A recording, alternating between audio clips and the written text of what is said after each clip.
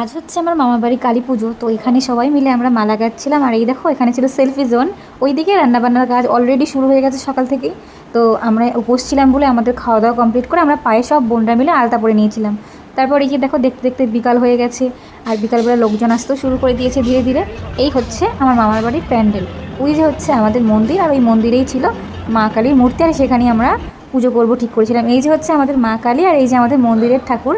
তো লোকজনও ধীরে ধীরে আসতে শুরু করেছে, আর এর মধ্যে জানো প্রচণ্ড মেঘ করেছে আর বৃষ্টি হতেও শুরু করে দিয়েছিল, আর একটু প্রবলেমে পড়তে হয়েছিল। তো যাই হোক, ভগবানের কাজ ভগবানই করে। তো বৃষ্টিটা খানিক পরে কমে গেছিলো। আর দেখো দেখতে দেখতে আমাদের এইদিকে পুজোর প্রায় সব প্রিপারেশান নেওয়া কমপ্লিট, ফল কাটা সবই কমপ্লিট। দেখতে দেখতে আমাদের পুজো শুরু হয়ে গেল। আর এই দেখো সেই পুজোর মাঝখানে যে প্রদীপ ধরানো হয় সেটাই ধরিয়েছিলাম আমরা।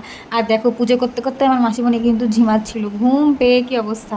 তো তারপর দেখো মায়া কালীর পুজো চলছে আর আমরা সবাই অঞ্জলি দিচ্ছিলাম। তারপর এই যে যজ্ঞ শুরু হয়ে গেছে, পুজো প্রায় শেষ মুহূর্তে।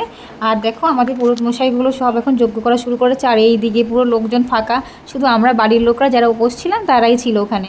তারপর এই যে আমার চোখ মুখের অবস্থাও খুব খারাপ। এদিকে মায়ের আরতি চলছে। তো এই সব কিছুর মধ্যে আমরা পুজো কমপ্লিট করলাম আর প্রসাদ খেয়ে উপোস ভাঙলাম। তো এই দেখো পুজোর শেষে আমাদের চোখ মুখের অবস্থা আর পুরো ভোর হয়ে গেছে। তারপর এই যে পুজোর পরে আমরা প্রসাদ খেলাম। টাটা।